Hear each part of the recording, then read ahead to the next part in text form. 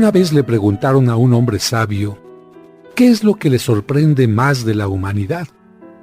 El sabio respondió, lo que más me sorprende es ver que los hombres pierden la salud para juntar dinero y luego pierden el dinero para recuperar la salud. Me sorprenden los hombres que por pensar ansiosamente en el futuro, olvidan el presente, de tal manera que acaban por no vivir ni el presente ni el futuro. Me sorprenden los hombres que viven como si nunca fueran a morir y mueren como si nunca hubieran vivido.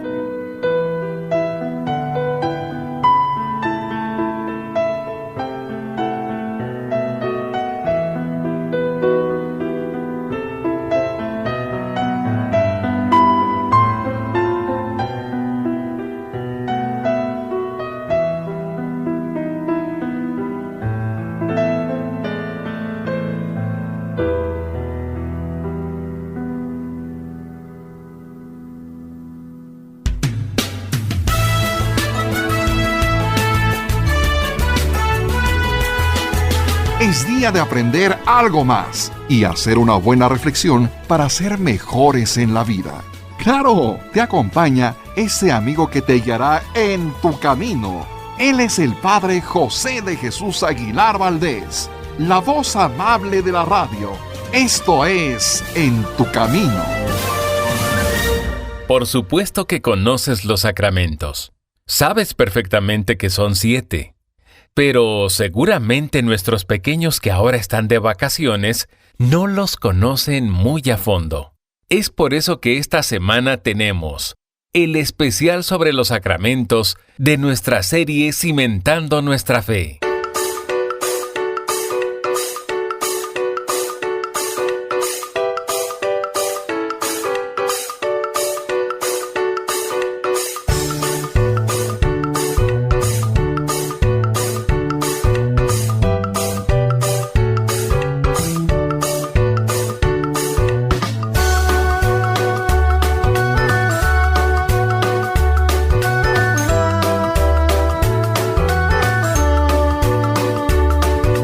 ¿Qué tal, amigas, amigos? Muy buenas tardes y bienvenidos a este programa En tu Camino. Gracias de verdad por ser parte de este grupo de personas que quieren aprender más sobre sus valores, sobre sus conocimientos que fueron quizás leves en la etapa de la infancia y los quieren hacer todavía mucho más profundos, o bien si no se los explicaron bien, a través de las preguntas que nos hacen llegar, pues nosotros podamos darles una mayor firmeza a sus conocimientos y venzan a la ignorancia. Y para participar en este programa tengo aquí en la mesa a nuestro productor Sergio Enríquez. ¿Cómo estás, Sergio? Muy buenas tardes. Muy buenas tardes, Padre José. Pues estoy muy contento ya de poder hablar con nuestro público sobre cimentar nuestra fe y desde luego no sin antes saludarlos con mucho cariño. Amigos, ¿qué tal? Muy buenas tardes. Les saluda todo el equipo de producción y por supuesto nuestros compañeros les dan la bienvenida. Amigos, amigas, en el programa pasado estuvimos hablando sobre el sacramento del orden sacerdotal. Ya ven que a lo largo de este programa hemos tratado ya los sacramentos uno a uno y estuvimos hablando en el último capítulo, en el último programa, del orden sacerdotal. Pero nos hicieron llegar ustedes muchas preguntas en torno a este tema y precisamente por eso quiero darles una respuesta concreta a cada una de ellas. Nos dijeron: Padre, habló usted del orden sacerdotal, de que el sacerdote tiene un aspecto profético para llevar la palabra de Dios, tiene un aspecto también de caridad, caritativo, donde tiene que hacer sentirle a la gente el amor de Dios. También nos enseñó el aspecto de organización, que los sacerdotes tienen que ayudar a que la comunidad se organice y crezca, pero no nos dijeron exactamente qué se necesita para ser sacerdote. Y bueno, hoy tenemos precisamente la presencia de este seminarista que nos va a decir ¿qué es lo que un joven que quiere entrar al seminario tiene que saber? Así que la primera pregunta se la voy a dirigir a él. Aquí la primera pregunta es: ¿cómo un seminarista puede saber que tiene vocación? Va la pregunta para ti. Bueno, padre, yo creo que ese es el centro justamente, preguntarse, el discernimiento, estar preguntándole a Dios y escuchándole. ¿Cómo le escucha? A través de la palabra, a través también de lo que dice la iglesia en voz de los formadores y también de lo que van diciendo las comunidades. Poco a poquito se va creciendo en esta certeza que, claro, siempre está velada en un misterio, pero que crece en el interior como una certeza. Queda clara la respuesta. La vocación no la vas a recibir por una llamada telefónica, sino la vocación la vas a encontrar, nos lo dijo bien el seminarista, primero en tu conciencia. Si tú sabes que puedes servir como sacerdote, te gusta la comunidad, te gusta la liturgia, te gusta la vida de oración, ya en tu interior estás recibiendo una respuesta. Pero también nos dijo otra cosa, la comunidad. La comunidad ayuda a los jóvenes a darse cuenta si tienen esta disponibilidad de servicio, de oración, de trabajar en equipo o no. Será muy difícil que acepten en el seminario a una persona que la comunidad, la parroquia, no le reconoce como una persona que se integra, una persona de equipo. De hecho, se pide siempre al seminarista que quiere entrar al seminario una carta en donde el sacerdote manifieste que esa persona tiene la apertura para colaborar con otros grupos. Imagínense que a mí como párroco se me acerca un joven y me dice, padre, quiero ser seminarista. Ah, caray, ¿y en qué parroquia estás? Pues aquí en esta parroquia. Oh, caray, pues nunca te he visto, ¿formas parte de algún grupo? No. ¿Te conocen algunas personas? Sí, pero nadie me habla. Ah, caray, esto ya sería para mí una señal muy mala y yo no podría hacer una carta de recomendación para un joven de este tipo. O todo lo contrario, que me digan, no, padre, fíjese que se quiere meter al seminario porque lo decepcionó una muchacha. No, padre, fíjese que lo quiere meter al seminario su abuelita porque es bien lacra. O fíjese, no, la comunidad es importante en este tipo de situaciones. Y también el seminarista nos decía que ya que está uno en contacto con los formadores del seminario, ellos también pueden iluminar si uno tiene vocación o no. A veces, antes de entrar al seminario, los propios formadores le hacen preguntas a los candidatos y se dan cuenta que no es lo suyo el sacerdocio, porque a lo mejor unos quieren ser sacerdotes simplemente por llamar la atención o se sienten quizás tocados por Dios, y no es que estén tan tocados por Dios, sino más bien tocaditos de la cabeza, y el encargado de admitir a los seminaristas a través de exámenes psicológicos, a través de pláticas, los tiene que ubicar. Y ya incluso dentro del seminario, los formadores van a ir dando seguimiento al seminarista cada año, los 4 años de filosofía, los 3 años o 4 de teología, para que el seminarista tenga la certeza de que va por buen camino. A veces hay que decirle, ¿sabes qué? Tienes malas calificaciones. A veces habrá que decirle, ¿sabes qué? No tienes gusto en la oración. ¿Sabes qué? Estás haciéndote demasiado comodino, o alguna circunstancia en particular que le toca precisamente al formador.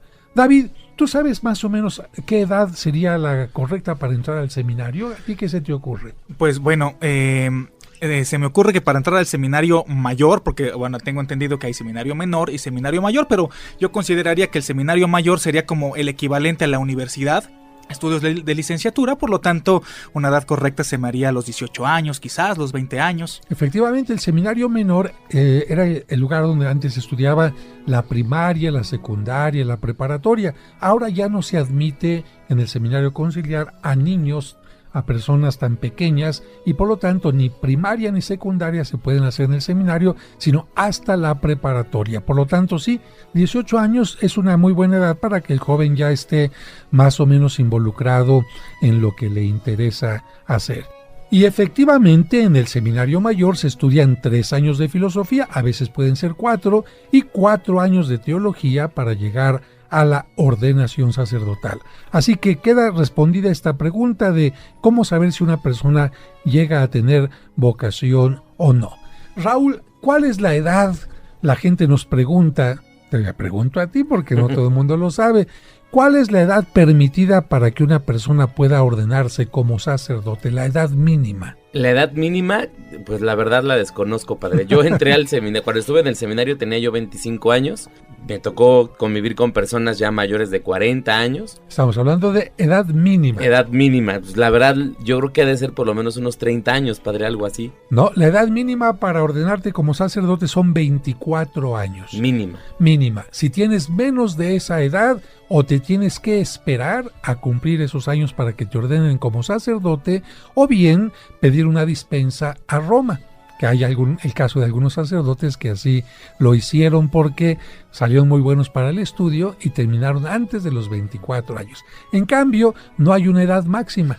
Una persona puede entrar al seminario de vocaciones adultas y quizás ordenarse como sacerdote a los 60 años. Tuve un compañero que así le pasó.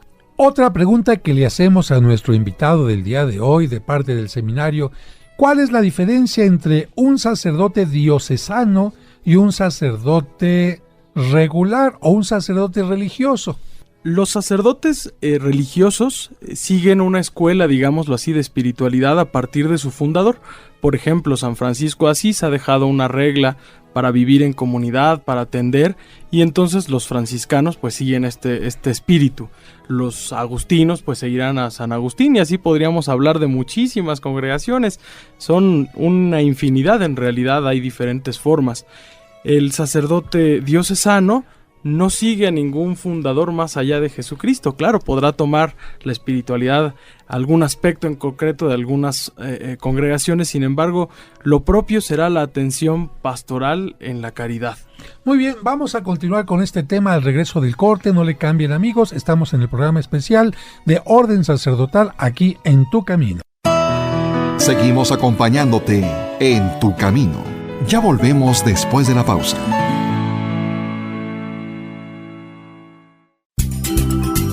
En Tu Camino, con el Padre José de Jesús Aguilar Valdés, la voz amable de la radio. Muy seguramente has escuchado estos cuentos a través de este programa o en el canal de YouTube del Padre José. Si mi papá nos cuida a ti y a mí con tanto cariño, ya me imagino a San José cuidando de los 2 tesoros que Dios le encomendó. Con ellos, los pequeños y también los adultos, hemos comprendido mejor los evangelios de cada domingo. Mire lo que ocasionó, joven. No solo destrozó el automóvil que rentó, sino también el auto nuevo de esa familia. ¿Tiene con qué responder? El libro Cuentos para entender el Evangelio tiene estos maravillosos cuentos que te ayudarán a entender los evangelios que se leerán en la misa este y todos los domingos siguientes de forma indefinida. No sé qué me pasa. Me preparé muy bien, pero siento que me falta el aire. Tengo que confiar en mí. Puedes adquirirlo en su formato impreso en la parroquia de San Cosme y San Damián, ubicada en Serapio Rendón 5, Colonia San Rafael. O si deseas tenerlo en su versión digital en tu dispositivo electrónico, envía un mensaje a través de WhatsApp al 55 55 66 7744 o al 55 57 05 59 39. Cuentos para entender el Evangelio. Un libro para chicos y grandes. Sigamos escuchando nuestro especial sobre los sacramentos.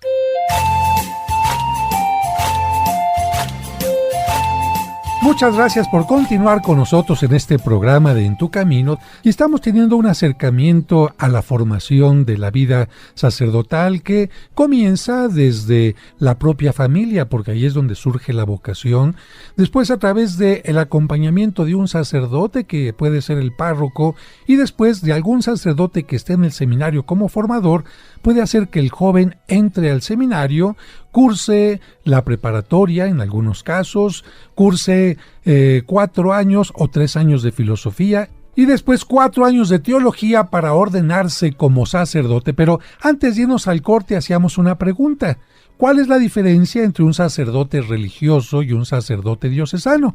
¿Y esto por qué? Porque el joven puede tener vocación para ser sacerdote, pero no sabe si le conviene, si su llamado es hacia la vida del sacerdote diocesano o la vida del sacerdote religioso. Entonces nos estaba diciendo nuestro invitado del día de hoy que si un seminarista tiene interés en vivir en una comunidad formada por varios monjes, incluyendo sacerdotes, es decir, 10, 12, incluso 20 o más en una comunidad, entonces su vocación es la vida a sacerdote religioso, porque los sacerdotes religiosos siempre viven en comunidad, nunca viven solos, como es el caso de los sacerdotes diocesanos. Así que si es la comunidad lo que me llama, entonces sacerdote religioso. Pero ahora tendré que preguntarme de cuál sacerdote religioso quisiera ser, porque bueno, los franciscanos tienen el carisma de vivir en la pobreza, los dominicos tienen el carisma de dedicarse a la vida de enseñanza en universidades, quizás otra comunidad como los mercedarios tienen el carisma de atender a los presos, de asistir a las cárceles. Los sacerdotes religiosos siempre tienen un carisma en particular, entonces yo tendré que ver en dónde embono, qué es lo que me llama la atención. Por ejemplo, los combonianos son sacerdotes que salen de misión. Si yo quiero salir a la India, a Japón, a la Sierra Tarahumara, en fin, entonces mi vocación no será diocesano, sino religioso, y tendré que buscar en qué parte de los grupos religiosos puedo encajar. En cambio, el diocesano recibe su nombre porque va a trabajar únicamente en una diócesis, en un territorio del cual nunca va a salir. Si yo me ordeno para la Ciudad de México, nunca voy a trabajar en Toluca, en Acapulco, en Italia, en Noruega, jamás. Los religiosos sí los pueden cambiar de ciudad, de país, y por eso no están sujetos a un obispo, sino a un prior, a un jefe en su comunidad religiosa. En cambio, el sacerdote diocesano está sujeto a la autoridad del obispo, de la diócesis, de la arquidiócesis para donde se está ordenando. Así que este es otro punto importante para tomar en cuenta. Y el sacerdote diocesano, como ya mencionábamos también, en ocasiones podrá tener 1 o 2 ayudantes cuando mucho. Hay parroquias donde, bueno, son parroquias grandes y habrá un párroco que tenga el apoyo de un vicario o 2 vicarios, pero en la mayoría de los casos el sacerdote diocesano tiene que vivir totalmente solo y él trabajar en esta soledad, vamos a decir, como sacerdote, con el apoyo de la comunidad. Así que ahí está esta pregunta que estamos respondiendo. Ahora viene otra pregunta que nos dicen: padre, ya nos hablaron de que el sacerdote puede ser obispo, que el sacerdote puede ser presbítero o que puede ser diácono, pero no nos han dicho la diferencia entre un párroco y un capellán. ¿Alguno de ustedes la sabe, David? Bueno, el párroco pues es precisamente el titular, el representante, el encargado, el jefe de un territorio parroquial, como tal, que puede corresponder, que puede comprender también una iglesia, capillas, alguna ermita, y el capellán, bueno, pues es el titular de una capilla. Efectivamente, un ejemplo de esto lo podemos encontrar en Coyoacán, para ustedes que viven en la Ciudad de México. Coyoacán es una zona antigua de la ciudad llena de casas solariegas muy hermosas, y en todo este territorio hay una parroquia que es la parroquia de San Juan Bautista, y otras capillitas donde si van los sacerdotes a celebrar misa, pues son misas válidas totalmente, pero ahí no hay un párroco, ahí no se llevan libros de bautismo, no se llevan libros de confirmación, no se lleva el archivo de libros de matrimonio. Todos estos libros se llevan, se guardan perfectamente en la parroquia. Si un sacerdote va a celebrar a esa capilla, puede hacerlo en forma ocasional. Y repito, el encargado de todas las capillas del territorio y de la misma parroquia es el párroco. Los sacerdotes que vayan a esas capillas con un nombramiento particular son los capellanes. Viene otra pregunta que quizás nos pueda responder nuestro seminarista. Nos dice que cuál es la diferencia entre un obispo y un arzobispo. Bien. Realmente el arzobispo también es un obispo, solamente que la arquidiócesis, que será pues de donde es titular un arzobispo, es un poco más grande y hay unas pequeñas diócesis alrededor, de las cuales respetando su libertad pues también pueden acercarse a pedir ayuda a esta arquidiócesis, formará una provincia. Esa es realmente la diferencia, pero el obispo también tendrá en su diócesis total libertad de actuar. Muy bien, entonces la respuesta clara y concreta es arquidiócesis o diócesis es según el tamaño del territorio o según la cantidad de fieles. Un obispo, si recibe una diócesis, es un obispo. Un obispo, si recibe una arquidiócesis, es un arzobispo.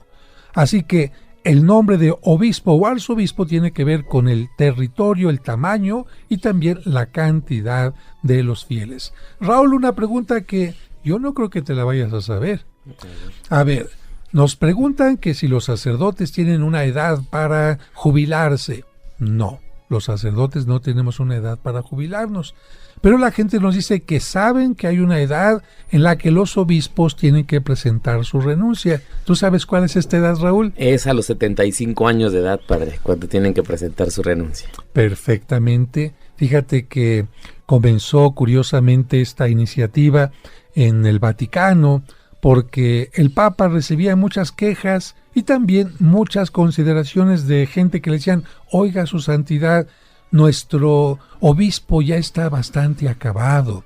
Nuestro obispo ya no puede visitar toda la arquidiócesis. En muchas ocasiones la tenía que visitar en caballo, en burro. No había los automóviles. Y en muchos lugares, de hecho, hay poblaciones donde no se puede llegar en auto. Y la gente decía, nuestro obispo está enfermito. Va a tener que estar trabajando hasta que se muera. Y entonces estas consideraciones hicieron que en el Vaticano, para que siempre hubiera cabezas fuertes, disponibles, lúcidas en la iglesia, obligara a que los obispos, no porque ellos quisieran, sino por bienestar de la iglesia, renunciaran a los 75 años. Una pregunta más, nos dicen, ¿y dónde quedan entonces los cardenales? ¿Son diáconos? ¿Son los cardenales presbíteros o los cardenales son obispos? ¿Alguno de ustedes quisiera contestar esta pregunta? Pues son obispos, padre. Los cardenales también son obispos, solo que por su título, su nombramiento, reciben el nombre de cardenal. Fíjate que esa es la impresión que tiene la mayoría de la gente. Pero los cardenales pueden ser también personas laicas. Es decir, alguien que ni siquiera es sacerdote, que ni siquiera es diácono, que ni siquiera es obispo. La palabra cardenal es una palabra que significa bisagra. Y esto quizás se metió dentro de la iglesia porque en reuniones particulares eran como los que cerraban las ventanas para que la reunión fuera más privada. Entonces la palabra cardenal se le empezó a dar, fíjate, a los párrocos en primer lugar, a los párrocos de Roma. Entonces todos los párrocos de Roma aconsejaban al obispo de Roma, que es el Papa. El obispo de Roma es el Papa. Y los consejeros del Papa son los sacerdotes de Roma. Por eso actualmente cuando a alguien, a un obispo se le llama, se le da el nombramiento de cardenal, se le da el nombramiento de párroco de una iglesia en Roma. Claro, es un nombramiento nada más como de homenaje, porque imagínense, el cardenal Norberto Rivera Carrera tiene una parroquia en Roma, es párroco de una parroquia en Roma, pero él nunca puede ir a esa parroquia. Hay un sacerdote que la atiende, pero para continuar la tradición de que los que aconsejan al Papa sean los párrocos de Roma, a estos obispos se les da precisamente un nombramiento. Sin embargo, la legislación nos dice que el consejero del Papa también puede ser una persona laica, preparada, aunque no sea sacerdote. Y el Papa puede nombrar cardenal a un laico que ni siquiera sea sacerdote. Y bueno, esto lo vamos a tocar al regreso del corte. No le cambien. Tenemos que hacer una pausa y volvemos rápido con la explicación de los sacramentos en Cimentando Nuestra Fe. Él también se ha visto beneficiado con Mimex. Llevo ya 2 años y medio consumiéndolo. En enero de este año me han dado de alta. Me hacen una biopsia en la médula ósea y me dicen, yo no sé cómo le hiciste, hijo, pero tú ya no tienes nada. y estoy convencido que este alimento me ayudó a soportar todos estos tratamientos, porque vengo de 2 trasplantes de médula ósea, de 12 quimioterapias, 38 radiaciones, y parecía mentira, pero a mí nada de eso se me veía. Todo el mundo que me veía me decía, no puedo creer que me digas que vienes o que te están haciendo eso. Recuerda que Mimex no es un medicamento, es un alimento que puede tomar toda la familia, y si tienes una enfermedad cronodegenerativa como el cáncer, Mimex te fortalecerá para soportar y salir adelante en los tratamientos clínicos. Informes y ventas al 55 55 66 7744 o al 55 5705 5939. Al reunirnos en nombre del Señor. En el nombre del Padre, y del Hijo, y del Espíritu Santo. Amén. Amén. La Santa Misa, celebrada por el Padre José de Jesús Aguilar Valdés, todos los domingos a las 12 del mediodía, aquí, en Tu Camino. Cristo está en medio de nosotros. En Tu Camino, un programa para encontrar la meta. En Tu Camino, un programa para encontrar la meta.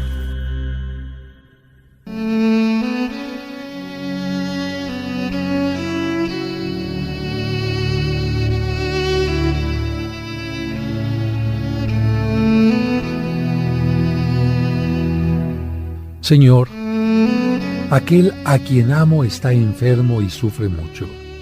Por tu compasión cúrale y haz que desaparezca su dolor. Destroza mi corazón verle sufrir. ¿No puedo yo compartir su dolor si es tu voluntad que no se cure? Señor, hazle saber que tú estás con él. Sosténle y ayúdale para que pueda llegar a conocerte más profundamente como resultado de su sufrimiento. Señor, sé nuestra fuerza y apoyo en este tiempo de obscuridad y danos esa profunda paz que procede de la confianza en ti. Amén.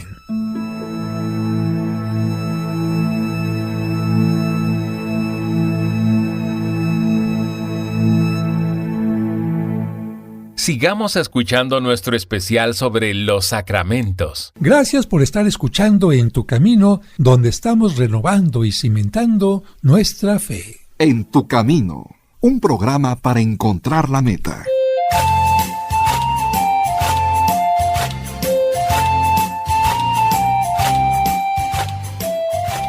Muchas gracias por continuar con nosotros en este programa y sobre todo muchas gracias por sus preguntas, porque a veces uno como sacerdote se le ocurre pensar que ustedes ya lo saben todo, que esto les queda muy claro y resulta que a lo mejor nadie se los había explicado. Generalmente estábamos diciendo antes de irnos al corte que los cardenales son obispos que por su experiencia con la comunidad, como pastores, por sus estudios, el Papa los elige o designa como cardenales. Esto no les da mayor autoridad en su territorio. Digamos, por ejemplo, el cardenal Norberto Rivera Carrera, aunque sea cardenal, sigue teniendo la misma autoridad de obispo en México y no tiene autoridad mayor sobre los demás obispos de esta República Mexicana, de este país. Sin embargo, siempre es un título honorífico, siempre es muy interesante, muy importante ser considerado como consejero de el Papa. Y decíamos que el Papa puede designar también a un consejero que no sea sacerdote, puede ser por ejemplo algún estudioso en sociología, que tenga una gran santidad, un gran trabajo dentro de la iglesia, aunque no sea sacerdote. Por ejemplo, no se ha dado el caso de que existan cardenales mujeres, pero podría darse el caso. La Madre Teresa de Calcuta, que trabajó tanto en medio de los pobres, podía darle alguna recomendación al Papa y podía ser bastante valiosa. Y existe también un nombramiento que se llama Cardenal Impectore. ¿Han escuchado esa palabra, David? No, esa sí no la había escuchado. Cardenal Impectore significa cardenal en mi corazón. Cardenal en el corazón significa que el Papa puede nombrar a una persona y nadie, a veces la persona puede saberlo, pero a veces ni siquiera la persona puede saber lo que el Papa tiene en su corazón. Les voy a decir, por ejemplo, un caso. Había un obispo que estaba en China y lo metieron a la cárcel precisamente simplemente por ser obispo católico. Y el Papa, si lo hubiera hecho cardenal con el nombramiento y en China se hubieran enterado de que era hecho cardenal, lo hubieran asesinado. Entonces el Papa decide, lo nombro cardenal, pero nadie sabe. Nadie sabe, a lo mejor él podría saber, pero nadie más, porque sería ponerlo en peligro. Qué interesante. Es una cosa interesante porque él, quizás el obispo en prisión, saber que el Papa le daba el nombramiento, le estaba diciendo, eres consejero mío, con tu prudencia, con tu paciencia, con tu testimonio, podía ser un aliciente para este hombre, ¿no? Claro, sí, eso seguramente fortaleció su vida espiritual, ese nombramiento. Bueno, y sabemos que actualmente para nombrar al Papa se junta el grupo de cardenales y eligen al que va a ser el nuevo pontífice. Y precisamente esto se hace en la reunión que se conoce como el cónclave, pero actualmente ya no pueden entrar al cónclave los cardenales que tienen ¿cuánta edad? 80 años. Efectivamente, si una persona tiene 80 años, ya no puede entrar ni a votar, ni tampoco lo pueden elegir para que sea nombrado Papa. El Papa, ¿quién es? Pues el que sea electo como el obispo de Roma. Bien, viene una pregunta más, y esta nos la hace una persona desde Guanajuato, que nos escucha por allá, y nos pregunta que qué es la curia. ¿Han escuchado estas palabras? ¿La curia? Sí, claro. A ver, David, ¿qué es la curia? No sé, no sabría definirlo exactamente, pero sí lo he escuchado. Es como, ¿cómo decirlo? Como, pues como el centro de gobierno de una diócesis. Efectivamente, es el lugar donde está el obispo y donde atiende las necesidades de la gente, pero además ahí están todas las secretarías, vamos a llamarles así, que trabajan en unión con el obispo. Por ejemplo, en la curia del arzobispado o el arzobispado de México, que es lo mismo la curia o el arzobispado, están la secretaría de pastoral de la cárcel, la secretaría de la pastoral de vocaciones, la pastoral de jóvenes, la pastoral de los enfermos, etcétera, en una colaboración muy estrecha. Así que cuando alguien quiera sacar una cita con un obispo, pues lo más fácil es que vaya a la curia, pregunte por su secretaria, por su asistente, y ahí tenga la información más adecuada. Lo mismo, si alguna persona quiere saber sobre misiones, sobre pastoral de jóvenes, sobre pastoral de música, de liturgia, en fin, en la curia, en el arzobispado de cada lugar u obispado, pueda tener esta información. Ahora, este nombre viene de la antigüedad, porque en la antigüedad, en la ciudad de Roma, donde se reunían todos los representantes de cada una de las regiones de Roma, que se llamaban los senadores, se reunían precisamente en un lugar que se llamaba la curia. Así que el nombre de curia nos viene de la antigua Roma, del Senado romano, que todavía existe, todavía se puede visitar en nuestros tiempos, y precisamente saliendo de esa curia fue donde asesinaron a el gran famoso Julio César. Efectivamente, ahí saliendo de la curia. Y es que muchos nombres de la organización romana pasaron también a la iglesia. Los romanos también dividían en sectores rectangulares o cuadrangulares sus espacios. Y vamos a decir, cada grupo de manzanas, cada territorio concreto, le llamaban una parroquia. Ese es un nombre romano también. Y la iglesia, pues, tomó esta organización del Imperio Romano, porque muchas cosas de nuestra cultura actual están tomadas también del Imperio Romano. Y qué bueno, porque son cosas de organización que sirven todavía hasta nuestros días. Una pregunta más. Mire, padre, aquí tenemos otra pregunta que nos hacen algunas personas del amable auditorio, y en relación a esto de la curia, nos dicen, también hemos escuchado el término vicaría. ¿Qué es una vicaría? Bueno, antes de responder esa pregunta, trato de explicar lo siguiente. La palabra vicario significa representante, y generalmente se utilizaba para hablar de el que toma el lugar del ausente. Voy a explicar esto. Si un sacerdote no está como párroco en un determinado lugar porque tiene que ir a hacer una misión, tiene que ir a una visita, a un enfermo, lo que sea, puede dejar a otro sacerdote en su lugar y a ese se le llama el vicario. Es decir, puede representar al párroco sobre todo en su ausencia, aunque más allá de la representatividad en su ausencia, también se le llama el que auxilia al párroco. Queda claro, el que auxilia al párroco. Antiguamente los obispos no tenían otro obispo que les auxiliara, tenían sacerdotes que les auxiliaban. A partir del cardenal Miguel Darío Miranda, que le presentó al Papa Paulo VI la Arquidiócesis de México como la más grande del mundo, se le ocurrió decirle que si podría él tener varios obispos auxiliares y dividir nuestra arquidiócesis en partes. Eso al Papa Juan Pablo se le hizo una locura. Dijo, ¿cómo es posible que van a ser varios obispos trabajando en conjunto? Que trabajes con algunos sacerdotes auxiliares o que un obispo te pueda auxiliar, pero recorriendo también todo el territorio, lo entiendo, pero dividirlo y que cada obispo solamente trabaje en un lugar fue totalmente llamativo y sin embargo el Papa aceptó esta propuesta y la Arquidiócesis de México fue una de las primeras que se dividió en territorios con un obispo que auxiliara, pero solamente en ese territorio que se le estaba asignando. Entonces a estos obispos se les empezó a llamar obispos auxiliares, obispos vicarios, y al lugar donde el obispo tenía su sede, porque cada uno de estos obispos tiene que tener una parroquia como sede, se le empezó a llamar la vicaría. Y de esta forma, muchos asuntos que las personas quieren arreglar ya no tienen que ir al obispado exactamente, a la curia, sino pueden arreglarlas directamente con el obispo encargado de esa zona. ¿Quedó claro, Raúl? Muy claro, padre, muchas gracias. Muy bien, vamos a un breve corte, regresamos enseguida a contestar sus preguntas que siguen llegando sobre el tema del orden sacerdotal, concretamente sobre los sacerdotes. No le cambien.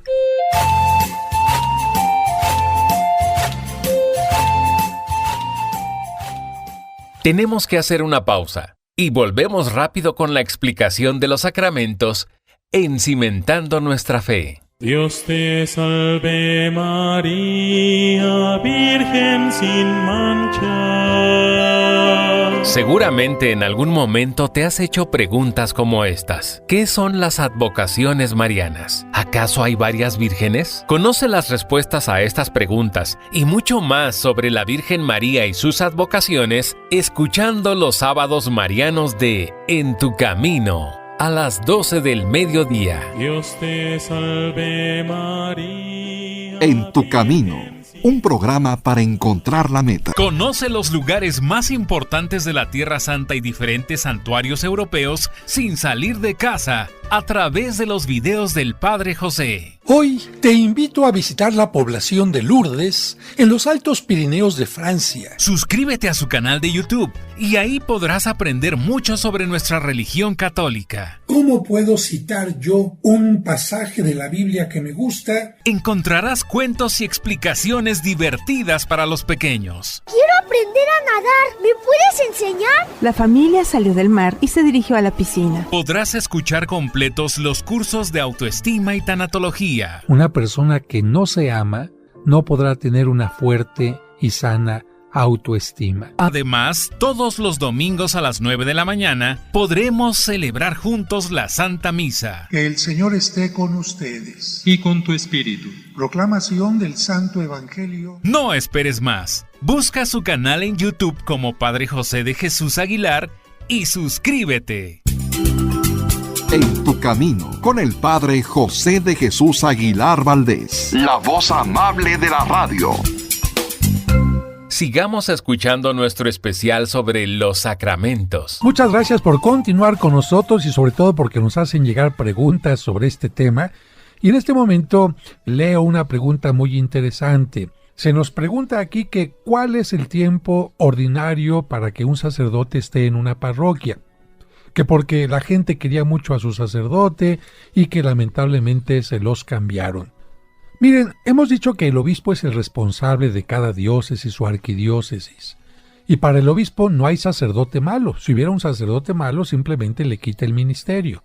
Y de hecho, en muchas ocasiones hay sacerdotes que son retirados del ministerio por distintas circunstancias.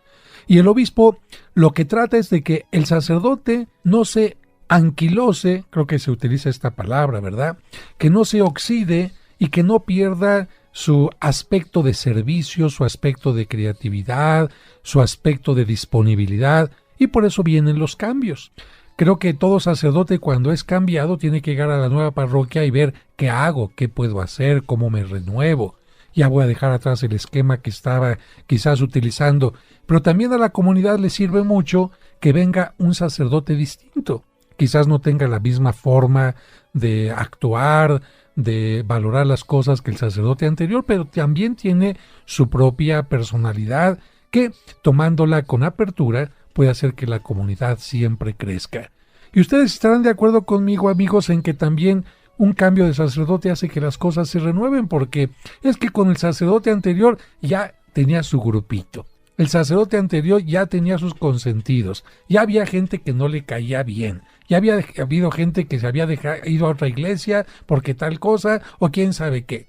Bueno, siempre que llega un sacerdote nuevo, por lo menos hace que los grupos se renueven también, los cuestione, que llegue gente nueva y tantas otras cosas más.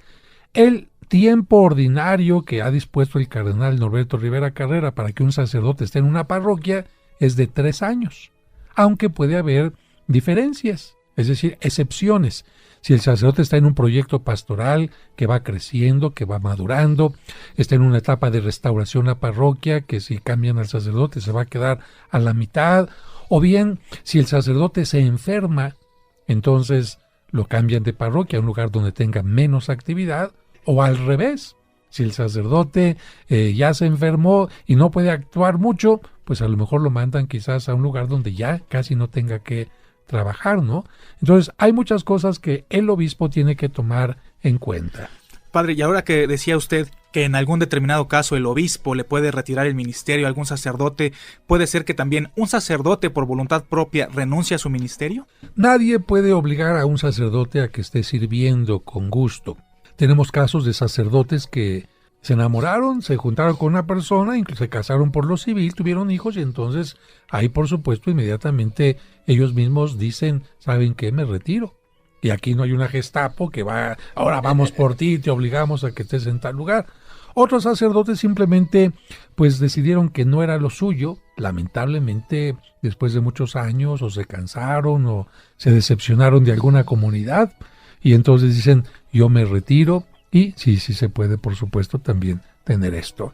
Nos llega otra pregunta, Sergio, y tú has escuchado mucho este tema, nos dice aquí que ¿cómo se puede reconocer que un sacerdote es auténtico? Desde luego que esto podremos saberlo, Padre José, pues verificando sus documentos. Los sacerdotes tienen una licencia, es decir, también una identificación especial, una credencial de la arquidiócesis donde está certificando que es un sacerdote y por supuesto existe también un directorio donde podemos checar si efectivamente el nombre de este sacerdote aparece en esa lista. Efectivamente, no tienen que ir al arzobispado, a la curia, por supuesto que ahí hay una estadística que habla de cuándo se ordenó el sacerdote, en qué parroquia está, si tiene algún problema o no. También pueden entrar a la página de internet de la Arquidiócesis de México o seguramente su propia diócesis o arquidiócesis también la tiene y ahí aparece el directorio con el nombre de los sacerdotes, cuándo nos ordenamos, en qué parroquia estamos, cuál es el título que tenemos, etcétera, y de esta manera evitamos que nos tomen el pelo. Porque lamentablemente existen muchos sacerdotes patito o falsos, especialmente en velatorios, en cementerios e incluso en algunas capillas que no están reconocidas, como el caso aquí en México, especialmente la que está en la calle de Cocurpe y Soquipa. Es una parroquia que, aunque le llaman de la Virgen de Guadalupe, no está reconocida como iglesia católica ni tampoco el sacerdote que está ahí. La Magdalena Atlazolpa, también entre el eje 6 y el eje 5, otra parroquia que no está reconocida como católica. Las dos que les acabo de mencionar eran católicas. Había sacerdotes católicos, pero después llegaron sacerdotes cismáticos y no son católicas. Otro punto es la que está precisamente en el centro, que sirve también para dar culto a la Santa Muerte. ahí tampoco, por supuesto, es una iglesia católica. Tampoco la que está frente al Peñón de los Baños, cerca del aeropuerto, tampoco es iglesia católica. Tampoco la iglesia de La Lupita, que se encuentra en Picos de Iztacalco, tampoco es iglesia católica. Y bueno, yo creo que así como estas se darán cuenta que existen santuarios y sacerdotes que no son verdaderamente católicos y que, por supuesto, ofrecen sus servicios en mercados, en casas, a domicilio, en restaurantes y todo tipo de cosas, porque pues la gente a veces quiere tener este caprichito de tener un sacerdote y después se dan cuenta de que no es sacerdote. Y bueno, una persona está escuchando el programa y luego nos dice que eso le pasó, que qué tienen que hacer. Pues lo que tienen que hacer es denunciar, porque para que un sacerdote pueda ejercer su ministerio no solamente necesita ser aprobado por el arzobispado de cada lugar, sino tiene que tener un registro ante la Secretaría de Gobernación. Si una persona no tiene ni uno ni otro, evidentemente que está en contra de la ley canónica y contra la ley civil. Y la Secretaría de Gobernación, cuando se entera que alguien está haciendo esto, inmediatamente actúa y puede ser esto objeto incluso de prisión. Así que para que no le tomen el pelo, pues siempre pida las credenciales, asesórese, vaya a su parroquia y no ande queriendo hacer cosas que no son correctas. Y si alguien le tomó el pelo, pues lo lamento mucho, pero tendrá usted que denunciar si es posible, aunque estos sacerdotes siempre son huidizos y andan cambiando de un lugar a otro. Y nos llega la última pregunta, Raúl. Así es, padre, una pregunta que me parece muy interesante. Es una persona que nos dice que estaba por el rumbo del centro libanés y que entró a una iglesia que está dedicada a San Charbel, pero que se dio cuenta que el rito era diferente, que si esta iglesia no es real o no es católica. Bueno, dentro de los católicos tenemos varias formas de celebrar la misa, y aunque todo es esencialmente igual, a veces puede cambiar, por ejemplo, el idioma. Un caso concreto es el rito ambrosiano que se lleva a cabo en Milán.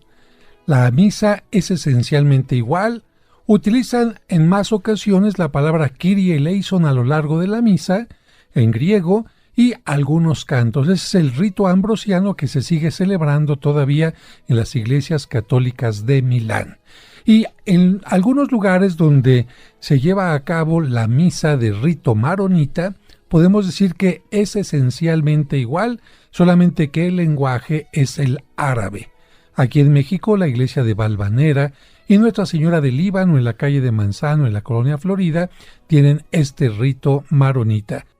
No confundirse con iglesias que se apegaron a Lefebvre y que por lo tanto se alejaron de la iglesia, como la iglesia que se encuentra en la calle de Miguel Schultz, en la colonia San Rafael, donde todo el rito es en latín, las celebraciones de espaldas y muchas otras cosas, porque ellos no reconocen la autoridad del Papa. Pues gracias a todos por sus preguntas. Fue un programa para responder a todas sus inquietudes. Yo espero que hayamos respondido adecuadamente y, por supuesto, aprendimos un poco más.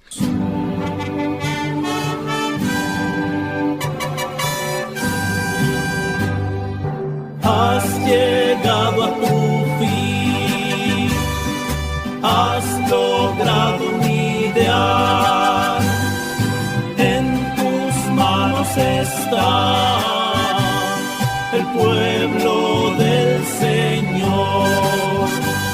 Camina con amor, busca la verdad. El Señor hoy te dejó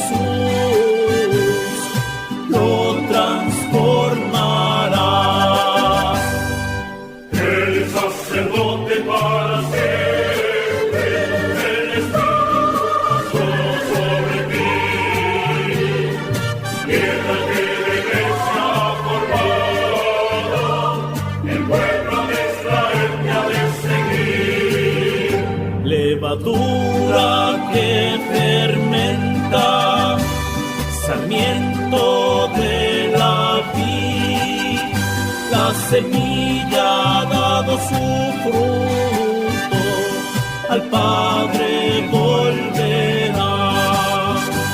Alabad a Dios en su santuario, alabadle por sus grandes actos. En tu camino, con el Padre José de Jesús Aguilar Valdés, la voz amable de la radio.